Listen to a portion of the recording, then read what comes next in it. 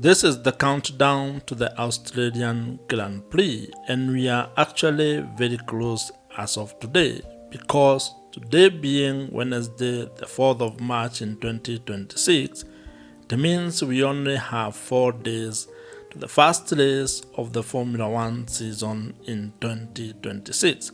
And this race is going to take place on Sunday, the 8th of March, and it will take place at Albert Park in Melbourne, Australia. And that will become the inaugural, or actually the seasonal opener, when it comes to the Formula One season in 2026. And I'm particularly very excited about this because we have waited for the start of the season for quite a while. A lot has happened over the last 2 months in January and February. We have had the Formula One check down in Barcelona. We have had the 2 pre-season testing in Bahrain. And now we are almost there. We actually have just a few more days when the race weekend will start, and then we have the race on Sunday. And if you are to think about it, this season promises to actually be very interesting. It might be difficult for some teams and some drivers because this is the first season under the new regulation. And there are quite a lot of things that teams and drivers need to learn about how the cars are working and how to actually probably use all the tools that are available in these new machines.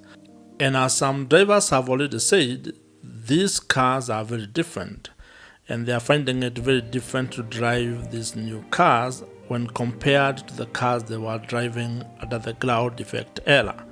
And that means that they are also learning how to almost drive these new cars again. And while they have the experience of being Formula One drivers, they are actually being required to learn how to actually manage these new cars, especially when you consider that they need to learn how to probably no longer use DRS, how to manage batteries, and as Fernando Alonso actually said, maybe they are going to be doing more management of energy than probably driving itself. And that's a different way of looking at the Formula One as a whole.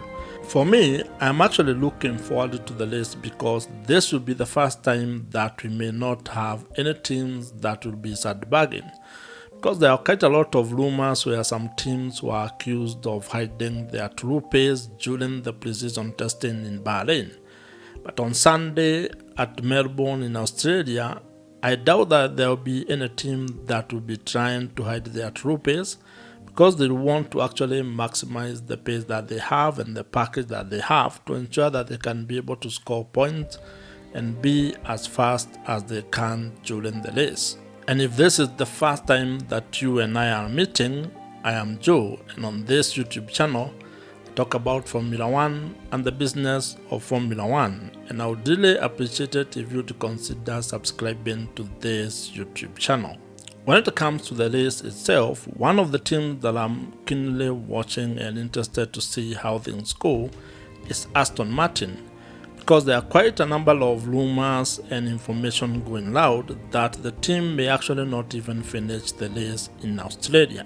And while that has not been confirmed yet, or their land plan has not been made public, at least it would be understandable given the kind of challenges that they had during the pre-season check down in Barcelona, and also the fact that they did not actually have a lot of mileage during the pre-season testing in Bahrain. And there is quite a lot of new information that actually Honda has released and say that the team are struggling because of the way the entire packaging of the car has been made, in addition to the fact that it is affecting batteries, or at least it's not working well with the batteries because it's actually causing a lot of vibrations. And that means that while the solution is possible, it may not be as quick as many might expect.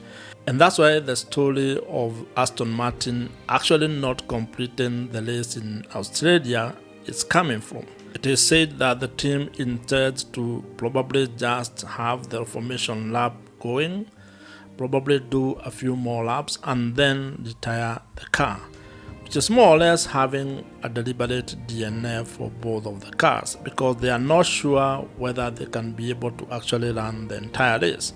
But like I said, that remains to be seen, and we can't wait for the race on Sunday to see how Aston Martin is going to perform. The Formula One season in 2026 is starting amid a lot of fears that some races might be cancelled or postponed in this particular season. And the ones that in mind, or the ones that come to mind very quickly, are the Bahrain Grand Prix and the Saudi Arabian Grand Prix.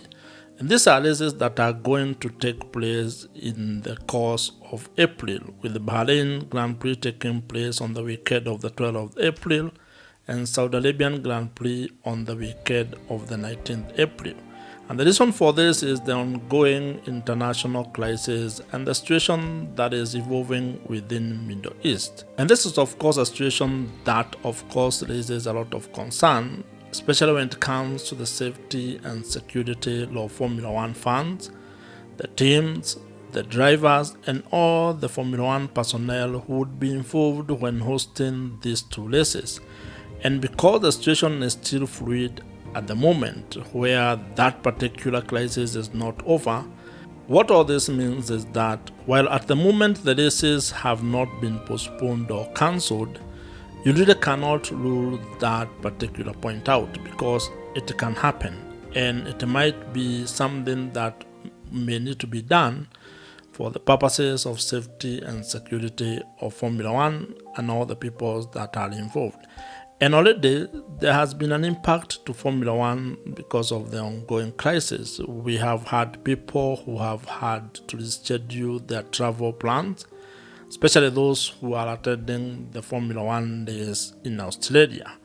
This because with the airspace being closed in such countries as Qatar, Saudi Arabia, and also in Abu Dhabi and Dubai, it means that a lot of people have had to look for alternative routes to be able to reach Melbourne in Australia. That means that if the situation escalates, the same situation will still be applicable in April, where the airspace might be closed in Middle East, meaning people cannot actually go to Bahrain or even Saudi Arabia.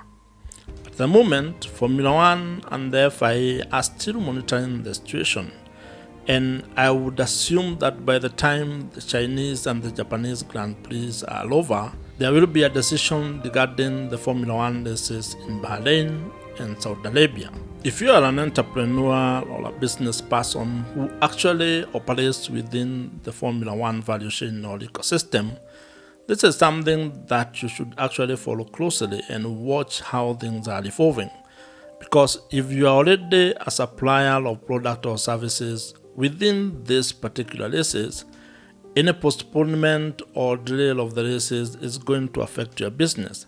And I think there is a lesson that every entrepreneur and business person should actually learn from the ongoing crisis, and the fact that some of the things that you might plan might be affected by factors that are beyond your control.